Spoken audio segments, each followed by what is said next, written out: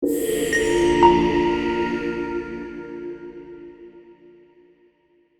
everyone, I am Rupa Subramanya. It's great to have you here for my first ever podcast with True North. I'm so glad you've taken a few minutes out of your busy day to tune in. I'm super proud to be associated with True North, which has carved out an important place in the independent media landscape in Canada as a voice of reason and common sense in an otherwise largely woke and hysterical mainstream space. It's truly a privilege for me to be associated with them and to launch this podcast under their banner. As for me, some of you will know me from my writing for the National Post, and some of you will know me from my coverage of the Freedom Convoy protests that took place right here in Ottawa this past winter. Some of you may know me from Twitter, where I'm fairly active. Some may even say hyperactive. So do check me out there if you haven't already done so. So the Rupa Subramanya Show will be all about debating ideas and arguments, asking the big questions that matter to all Canadians. It will tackle issues that large sections of our liberal elite and the mainstream space are afraid to tackle. There's a woke liberal narrative out there on everything under the sun. And except for some brave folks like in the independent media space, there's very little pushback. Here, we will push back using common sense and reasoning from a pragmatic perspective. So without any further delay, let's jump into our first topic. All right, so for our first topic, should we allow international organizations or private clubs that masquerade as international organizations to have an outsized influence on what we do here in Canada? The two outfits that I have in mind that were in the spotlight recently were the World Economic Forum meetings at the ski resort of Davos in Switzerland and the World Health Organization's annual assembly meetings down the road in Geneva. But first, for those of us not well versed in the three-letter jargon of international organizations, let's just call it UN speak. What is the World Economic Forum and the World Health Organization? The World Economic Forum sounds like an international organization, like it's part of the UN, and that's deliberate. But guess what? It's an entirely private club started by the German entrepreneur and academic Klaus Schwab way back in 1971. It was originally called the European Management Forum, which basically served as a lobby group for European businesses. But Schwab had grander ideas. Europe was too small. He wanted to take on the world, so the name changed to the World Economic Forum. And now the mission was to save the world, because the world needs saving. And they have their annual meetings at a famous Swiss ski resort called Davos. The place has essentially now become synonymous with the World Economic Forum meetings. And the World Economic Forum is now the world's glitziest networking event, not just for business leaders, but for politicians and other global elites. Everything from star academics and Hollywood celebs and everyone in between shows up to these meetings every year. Now, as for the World Health Organization, this is a bona fide international organization under the aegis of the UN. But there's a big difference from most of the UN, which is that they receive a lot of private money. So here's a fun fact. After the US government, which is the biggest donor, the second biggest donor is not a country, but it's actually a foundation, a private foundation, the Bill and Melinda Gates Foundation. So the World Health Organization gets heavily influenced by the agendas of their donors. We know that Bill Gates has very strong opinions on public health issues. It goes back to the time of the HIV epidemic, where his foundation, I believe, overhyped the disease in places like India, distracting from more pressing public health concerns. More recently, the Gates Foundation has been very aggressive advocate for COVID-19 vaccination, and that's shown up in the World Health Organization's recommendations and has no doubt influenced national governments around the world, including the Trudeau government in Canada. So, what is the Trudeau government's connection to the World Economic Forum and World Health Organization? You might ask, well, who really cares? The reality is that the Trudeau government is very intimately tied to both outfits. the World Economic Forum, and the World Health Organization. First, the World Economic Forum. Canada has actually given taxpayers' money to the tune of $3 million this past fiscal year to the World Economic Forum. By no means is Canada alone in this. Other national governments have also done so. But what I find glaring and problematic here is the fact that Canada's Deputy Prime Minister, Finance Minister Chrystia Freeland, actually sits on the Board of Trustees, which is the top governing body of the World Economic Forum. And she's the only serving minister of any country who is on their board. I happened to discover this entirely by chance, and I wrote about it for the National Post back in 2021. I'm truly amazed that this is not considered conflict of interest, because the World Economic Forum, let's face it, takes very strong and radical left-wing positions on a range of issues, from climate change to stakeholder capitalism. Stakeholder capitalism, for example, is a fancy way of saying we got the Anglo-American free market capitalism and put everyone else, from trade unions to NGOs to politicians, on an equal footing in governing a company. How absurd is that? There are also proponents of something called the Great Reset, which involves all of the above that I just mentioned. Look, if Freeland were a private individual, none of this would be an issue. She could serve on any board she wants to. But being the Deputy Prime Minister and Finance Minister of Canada, she's accountable to the people of Canada, who certainly did not elect a government to pursue these radical left-wing ideas. Just take an example. Let's say a health minister sat on the advisory board of a pharmaceutical company. Wouldn't that be a bad look? Ironically, Freeland, before she became a politician, was a journalist, and she was a vocal critic of the World Economic Forum. She wrote a famous book about them, calling them plutocrats. But here we are today. She's one of them now, as is Mark Carney, former governor of the Bank of Canada and the Bank of England, who sits on the board of the World Economic Forum, while at the same time he serves as UN Special Envoy on climate change. So when he was governor at the Bank of England, he pushed very aggressively to bring climate change under the remit of the central bank, which is really bizarre to say the least, because central banks are supposed to pursue monetary policy and inflation, not climate change. But Carney now, back in Canada, is a big player and a possible future finance minister and even prime minister in a post-Trudeau Liberal government.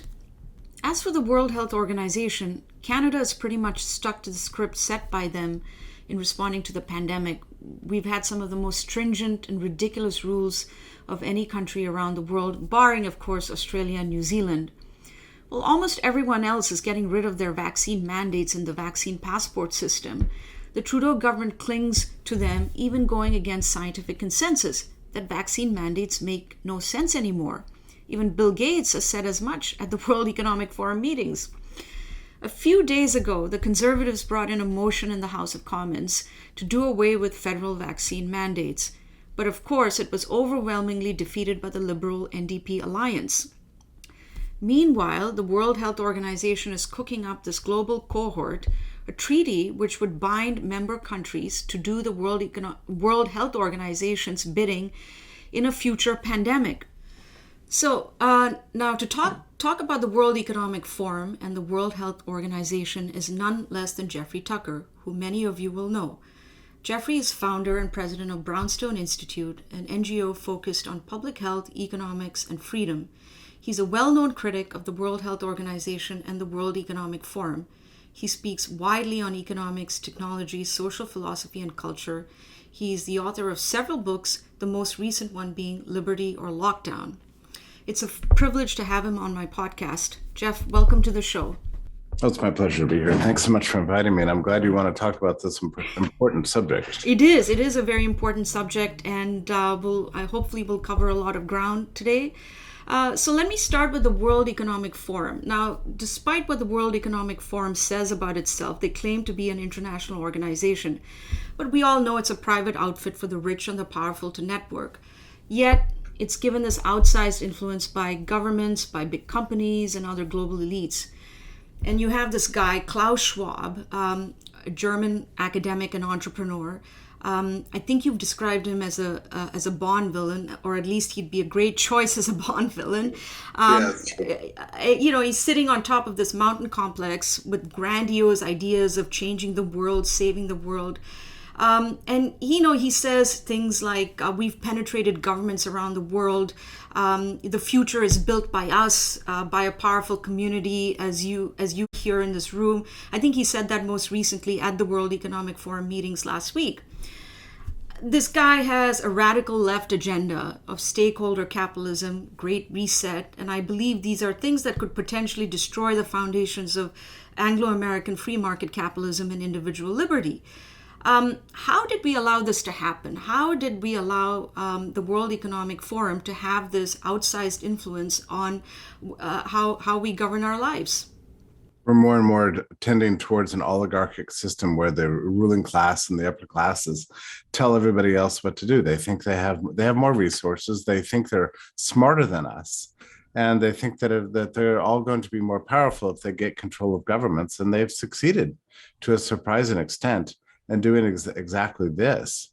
And these days you appeal to this upper set, this tiny sliver, the 1%, by having ever better, fancier parties with ever fancier guests and that sort of thing. They all want to hang around each other. So it's a bit of a social, cultural thing for these guys.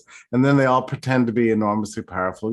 Whether and to what extent that's true, I don't know, but no question Klaus Schwab has mastered the art of illusion that leads to some extent to a reality.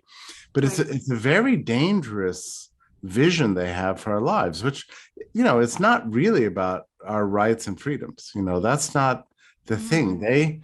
They believe that they can be the central planners of the economy and the masters of the universe, and they're going to get together and do this. And, it's a sincere belief, unfortunately true, that very rich, powerful people like this eventually find themselves in their own little bubbles of opinion. They just talk to each other, and they don't want to be around anybody else, really. So this is what Davos has really come to. It's gravely embarrassing. And, the other thing is that the World Economic Forum has become a sort of a venue for the world's most powerful capitalistic or private companies, in this case, the pharmaceutical industry. So they're really pushing a global subscription model for vaccines. So, we all every month have to pay for our vaccines and then head down to the drugstore and get our shot that the elite scientists say we have to get. This is what. And I'm not making this up. I mean, you can go to the World Economic Forum's website and see this is exactly what they want. Yeah, no, so we'll get to that a little later in the show. I just, this is pushing back against stuff that I've written myself. Are these people really all that powerful? I feel like they've managed to achieve very little given their grand agendas. Or maybe you think they've achieved much more than meets the eye. It's not for lack of trying. What do you think about that? Yeah, I think a lot of it is illusion. I think they tend to take credit for everything that's going on around them, and they, it's like in the 90s when we had a lot of terrorist bombings. Al Qaeda would always say, we did that. So that's a little bit the World Economic Forum. Everything that happens, they're like, oh, we did that. So they enjoy being kind of scary and alarming people. I don't know. I sometimes I think that a lot of it is illusion, and there's no question in my mind that they've lost a lot of battles too. For example, the vaccine mandates and passports all throughout Europe and the Americas. They wanted those things. They've been repealed basically all over the world except for maybe Canada. Right. But so the World Economic Forum really lost that debate. So public anger terrifies them. Mm-hmm. Well, so I guess, I guess, they should just be honest about where they're coming from, right? We're just going to this big party at this fancy Swiss ski resort at taxpayers' expense in some cases. We're just there to network with other rich and powerful people. Perhaps this is how they could be, they should be a little honest about this, and maybe that would be closer to the truth. Yeah, it's just a country club of some sort. But for these people, once you have enough money, Yeah. it's not very satisfying. What you want, aside from money, is power, right? So that's what World Economic Forum offers all these people. It's like where you can hang around with fancy people, wear fancy clothes, and eat good food, and spend a lot of money. But what does that get you if you're not running the world? So the World Economic Forum gives them the opportunity to pretend like, but the thing that always surprises me is the number of people who accept the invitation to become, a fellow or a member of the World Economic Forum. And, I don't even understand it. Like, I noticed that, of course, Biden is, and, and so on and so on. But Elon Musk is. Now, if I were Elon Musk and I got an email from Klaus Schwab saying I'd like to be part of the World Economic Forum, I'd just delete it and say, well, you're an idiot. I don't have time for that. I wish more of these people would do that. Right. But, going back to the agenda of the World Economic Forum, when you think about vision, for example, and you believe in a vision, you work towards it year after year for decades. So, when you look back at history, if you look at the National Socialists or the Communists, for example, they were fighting the battle of ideas for the hearts and minds of people for decades, long before the rise of the Soviet Union or Nazi Germany, for that matter. And here we have an example here in North America. People who advocated against smoking, for example, worked on this for decades before it actually became, before they actually got their way. So would you say that bit by bit, Schwab and his network are working towards this goal, towards a goal where they're doing it incrementally so as not to scare people off? And to borrow a term that I've heard from former Prime Minister Stephen Harper, former Canadian Prime Minister Stephen Harper, it's a bit like relentless gradualism. You have a goal, but you move towards it slowly but surely. Would you agree with that? I think that's exactly what they have in mind, and they've got a long-term vision. And my guess is that right now they're very angry about all the things that they've lost. Now, keep in mind, though, that they have won a lot, too. I mean, for example, I can't travel outside of the United States and get back into the country without taking a COVID test. Now, that's and I have to pay for it myself. That was inconceivable, just 3 years ago, that we would have had those kind of conditions for coming into this country as citizens themselves. So there's all kinds of freedoms we've given up that we have not come anywhere near. To say nothing about the fact that children in New York schools are masked, or that now we have a CDC that believes that it's all powerful and they can put anybody in mask anytime they want. So there's a lot of really bad things that have happened, but they've also lost a lot too. I'm thinking that their idea is that they just want to buy their time until the population settles down and then start all over again. And I think that's exactly what they have in mind, and which is why the citizens of this world need to be alert to this and prevent this from happening. And we've had a great deal of success so far in dialing back some of their plans that they've had for us. So far, we've been pretty darn successful, but they're going to start winning again the second we relent. Right. And, back here in Canada, I don't know if you're aware of this, but our Deputy Prime Minister and Finance Minister, Chrystia Freeland, sits on their advisory board. She was a former journalist. She went from being one of their biggest critics. She wrote this book about them, calling them plutocrats. Now she's on the board of trustees of the World Economic Forum, the top governing body of this organization. I'm amazed that this is not seen as considered as conflict of interest under Canadian law. What is your take on politicians getting involved with these private clubs, that pretend they're international organizations? They have completely explicit collectivist agendas, and when this is pointed out, those of us pointing this out are labeled conspiracy theorists.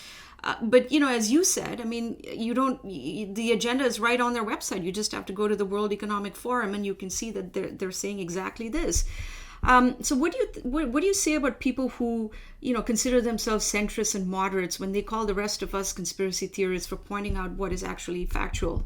Well, I like your idea here. I think it seems to me it's a good agenda for the future that we should start shaming these people for their associations more and more. And yeah, they're going to call you a conspiracy theorist, but if one person gets 10,000 notes saying how dare you be associated with the World Economic Forum, they might rethink their renewal of their membership and think, well, this is getting too costly for me, because these people want to be liked, they want to be popular. So if they get shamed for their associations, I think that would be good. I mean, we could bring down the World Economic Forum just through that means alone. If there's a higher cost to being associated with them, then they get benefit, they'll resign and go. I think that would be absolutely brilliant. So thank you for that suggestion. I think it's a good one.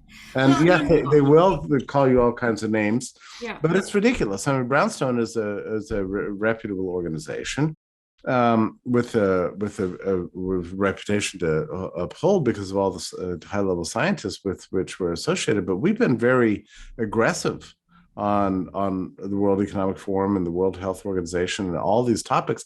If I can document what they're doing, then I don't have a problem running an article about it. So I like contributing to this, to the, I guess, for lack of a better term, public anger. I think it's important. Right. I mean, Yeah. the anger is effective. We can't figure out any other way to control them. So why not through anger? And I think it's important to point these potential conflicts of interest, especially if you are a politician, if you're a finance minister of a country and you sit on the board of a private club. The optics of that look terrible, in my opinion, and I have no idea why that is not a bigger concern here in Canada. It's very perplexing, but there it is very frustrating. I know what you mean. Like here in the United States, we have the cooperation between big pharma, big government, and the FDA and the regulators is so tight, right. and so open, and so obviously corrupt. I mean, it's actually one of the disturbing aspects of this is that they're so sure they can get away with it that they don't even feel the need to hide it anymore. Mm-hmm. So I think that's an opportunity for us. Let's do the research, document it, write articles, and see if we can get a real movement going on here. Okay, so changing gears just a bit, pivoting to the World Health Organization. You've expressed concerns about the World Health Organization. As many of us saw at the onset of the pandemic, the World Health Organization essentially believed every word Communist China told them, and even adopted China's zero COVID approach. Should we be concerned, Canadians, Americans, particularly because our countries work so closely with the World Health Organization? It's a very different organization than it was decades ago, when the World Health Organization's main job, I guess you could say, was to promote smallpox vaccination around the world. And in that sense, they made a really important contribution to its eradication. I mean, they would go around to, especially, in the 70s and the 1980s, 60s and 70s, poor countries, and helping their medical systems and the doctors and the nurses get access to good supplies and educate people about what they know about the science involved and so on. It was very good organization. It really served a very important function. And I had no particular reason to be disturbed by the World Health Organization. Even in 2019, I didn't really see that there was anything going wrong. In fact, their pandemic plans never called for lockdowns. They were really against travel restrictions. They didn't think you should close schools in the event of a virus or anything like that. But something happened. I don't know if it was when Tedros took over but China got its hooks in there sometime in late 2019, early 2020. And certainly by the middle of February, the World Health Organization had turned itself entirely over to being a Communist Party propaganda outfit. And the World Health Organization deserves, I would say, a huge part of the blame for the lockdowns, because what happened is they cooperated directly with the Chinese Communist Party to set up a kind of travel junket by scientists in the US and in Europe and with the WHO. And that lasted from about February 16th to February 24th. And what happened is the CCP brought this team of people in there and went through 5 cities and said, oh, look, we eradicated COVID through our brutal treatment of our population, locking everybody in their homes and shutting everything down. But it worked. And the World Health Organization, fools, put out a report 2 days after the end of all those meetings that said, that's right, they did it the right way. WHO knows how to control SARS-CoV-2. That report is still on their website today. It was written by an American, by the way, who works for WHO, a graduate of Stanford University. So, but that report was very crucial to inspiring the lockdowns that happened all over the world. So right after that, Italy lockdown. And then it just kind of there was a domino effect. Everybody it just went into lockdown. Right. And so at that point you could look to the World Health Organization and say, see, this is what they're recommending, that we follow the CCP model. And that's when they went to Trump. That's how they persuaded him. They said, look, there's this fancy, powerful man in China who eradicated the virus. You can do the same thing. And this is exactly what the World Health Organization is recommending. Look at this report. So that's kind of intimidating and kind of scary. And so Trump reluctantly agreed, and then the rest is history. So I think the WHO deserves a lot of the blame for what happened. No, absolutely. I'm 100%, I 100% agree with you. Why do you suppose China has this outsized influence on the World Health Organization? They're not the biggest donor to the World Health Organization. What is behind this? I don't know. Nobody's ever asked me that before. Just thinking through it quickly, the largest donor to the World Health Organization is, of course, Bill Gates. He's the second largest donor. The largest donor is the U.S. government.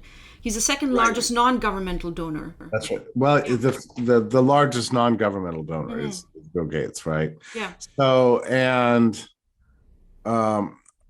probably he developed some really close ties with China over the course of his business career. I really don't have an answer, but that's my first thought. Yeah. I know for sure the Gates Foundation and the CCP have worked very closely together. Yeah. There's networks of scientists and institutional connections there with vaccine companies. So it may have something to do with that, but I'm not entirely sure.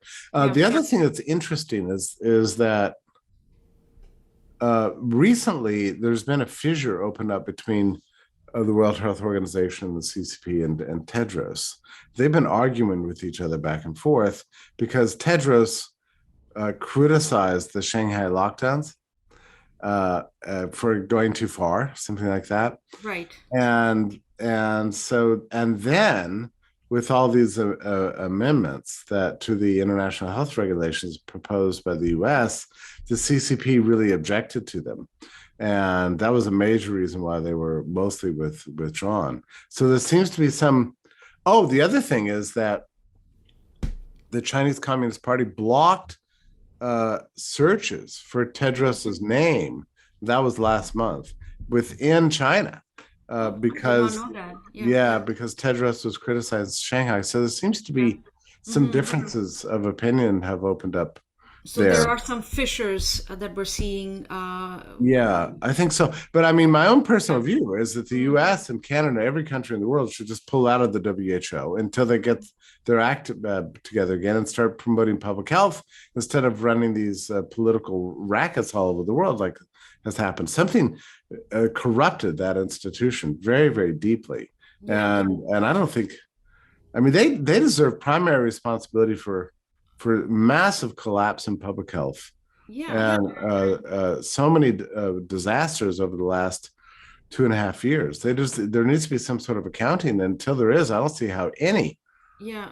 Government should be a part of it. And if in the US, I promise you, if somebody like DeSantis gets to be president, we'll be Mhm. pulled out of there in no time. And I think that's good. Well, I mean, we're doing the opposite, right? We're actually advocating this global pandemic treaty from the World Health Organization, and that is a treaty that concerns me as well. And the pushback that I've received in criticizing the treaty is that, look, no one's putting a gun to your head, no one's putting a gun to anyone's head. Nations sometimes voluntarily cede national sovereignty, a piece of their national sovereignty when they sign on to treaties like this with international or transnational organizations. Perhaps because it's in everyone's interest to do so. So there are some obvious examples of this. NATO, which was a bulwark against communism, and then you had the GATT, which became the World Trade Organization, which, despite its many failings, I think has contributed to global prosperity by ensuring there's a modicum of free trade in the system. I personally feel that these organizations have done some good and they've served a purpose. But still do. But the World Health Organization is a different beast altogether. For one thing, as you said, they've gotten everything wrong about the pandemic. They're highly politicized. They have this outsized influence from China and from the Gates Foundation. So why should we trust the World Health Organization in getting this right? I think you're correct. There are good treaties and bad treaties, and international cooperation for trade and peace is great. International cooperation for lockdowns is not great. No. And the problem is that any signatory country to the World Health Organization treaty is now going to feel this. It's going to be more difficult to resist lockdowns in the future. Just to give you an example. Sweden never locked down, okay? But one of the reasons they didn't is they were having diplomatic struggles with China at the time. They didn't trust the information coming out. They didn't believe it. So they went the opposite way. Every nation that signs on to this WHO treaty will then feel the kind of this default obligation to go along with lockdowns the next time, as if they're codified into the world system. That's just what we do in the case of a pandemic. And if you're a politician who doesn't agree with that, so it becomes really dangerous for you, because you're not just standing up to other politicians in your country. Now you're standing up against, the prestigious, wonderful, science-filled World Health Organization. So this treaty is an extreme danger. And you're right, it's not like it takes away your sovereignty. It just makes it more difficult to exercise it. Yeah, and I mean, exactly, and I think there's been some pushback by countries around the world. There's a lot of concern about what that would actually mean, in responding to a future pandemic. Clearly, the World Health Organization is flawed. To be a coordinating agency for a global response. The question, I guess, is do we really even want a global solution to this that involves some international coordination? Or are we better off if each country does its own thing? In the United States, we have a system that's called federalism here, where every state was able to do its own thing. It's the only thing that saved us, because South Dakota never locked down at all. And then Georgia was the first state to open after about a month, and then Florida came later, a couple months later, and then Texas came after that. And all these states had very good records in terms of COVID mortality, but then also they didn't destroy their economies fundamentally. So now they're economically prosperous and doing well. And other states like New York and California are suffering terribly. So we need that kind of decentralized approach. And I agree with you. We don't need a coordinated. This is one of the things that you always get from these people. Like, well, we need more coordination and we need more centralization. We need more centralized solutions. I think you're right. The opposite is true. We have too much centralization and too much planning from the top. It's very dangerous, because when they get it wrong, then it goes wrong for everybody. Yeah. But if it's decentralized, then you have experimentation. And pandemic response will always require that kind of experimentation, because knowledge unfolds in real time. You don't know just because a pathogen has a name exactly what the demographics of impact are going to be. Mm-hmm. You don't know the therapeutics necessarily. Exactly. You don't know what the case fatality rate or the infection fatality rate is, or the existing seroprevalence data. We don't, I mean, even today, we don't know precisely Mm-hmm. when the very first infection from SARS-CoV-2 Yeah. was, or where. So there's a lot you don't know in the midst of a Yeah. pandemic. And when there's that kind of uncertainty, you need decentralized experimentation more than anything else. So I agree with you. I mean, the World Health Organization could be a good organization if it really did promote things like, disease eradication through Mm-hmm. safe and effective, well-tested vaccines and that sort of thing. There's a role for that. Right. But it's not in promoting this political agenda that Yeah. they've started doing. Yeah, I mean, my own opinion is that I think we need some minimal amount of international coordination, but not through a binding treaty, but maybe perhaps through some voluntary agreement of some sort where, there's a lot of information sharing between countries. But I agree with you, a more decentralized approach would make more sense. But even if a country signs on to this binding international treaty, or any international treaty for that matter, it can always revoke it and simply assert its national sovereignty. And an example of this is the Schengen area in Europe. The Schengen Treaty essentially allows members to cross borders without a passport. But yet in the spring of 2020, each country or many countries in the Schengen region just decided that their national interest took priority, and they closed their borders. And the Schengen Treaty was seen as sacrosanct, yet this happened in the spring of 2020, shortly after the pandemic was declared. So I guess my point is, why should we worry about this World Health Organization treaty? Because ultimately, countries will do what they want. Or should we be worried that a bureaucrat sitting in Geneva will tell us what to do, even if it doesn't make any sense, because we'll all be forced to go along with it?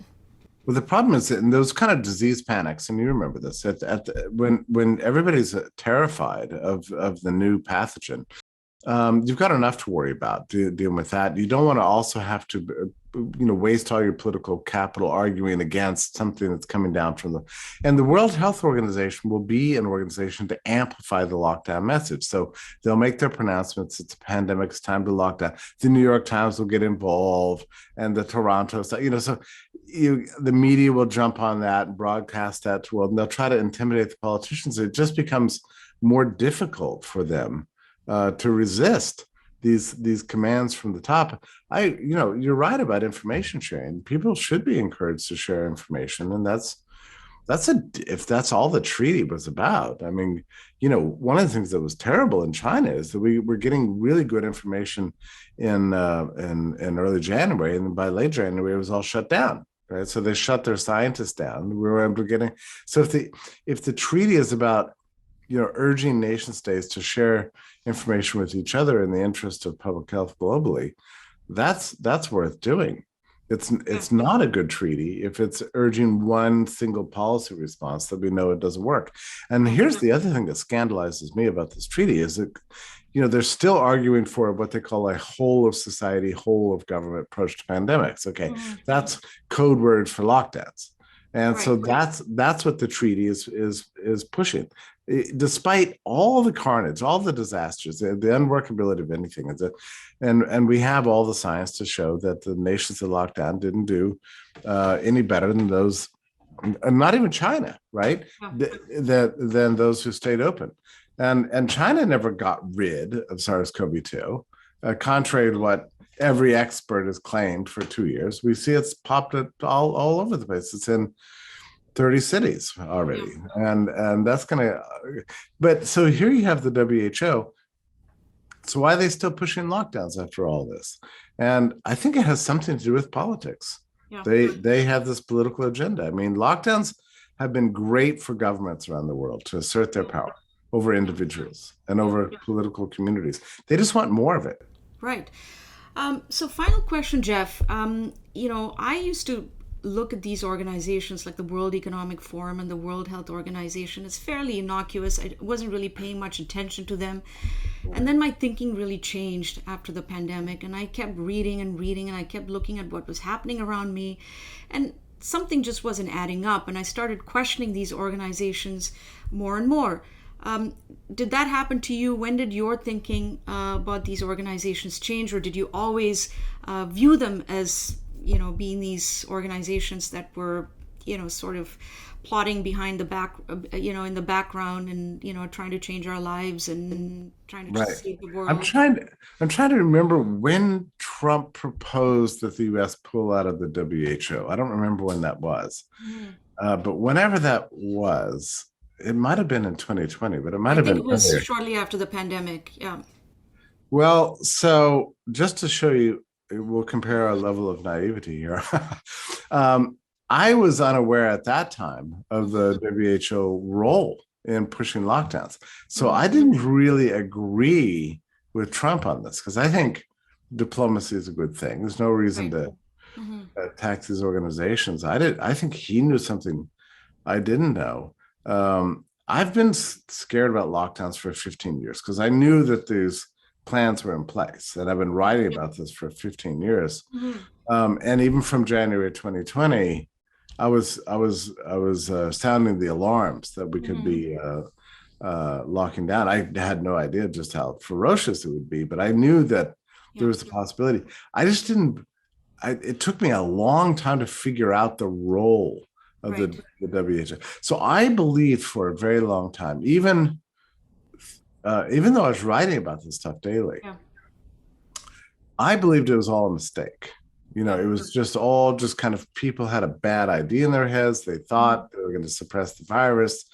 They should have known better, and that the world would wake up, realize that Sweden took the right path, and we'd open up all the economies by the summer of 2020 and deal with this as a normal textbook pathogen. And that kept not happening. So my knowledge of just how deep and rotten everything was gained over 2 years. Really, it took me a long time to realize it. And even on the WHO, I think it wasn't really until fairly recently I fully had the full sense of, and it was when I discovered and looked into this junket that they took in mid-February. That's when I changed my mind. I realized, they've been promoting this stuff from the very beginning. In fact, that was probably the main impetus for lockdowns. That's a shock to me.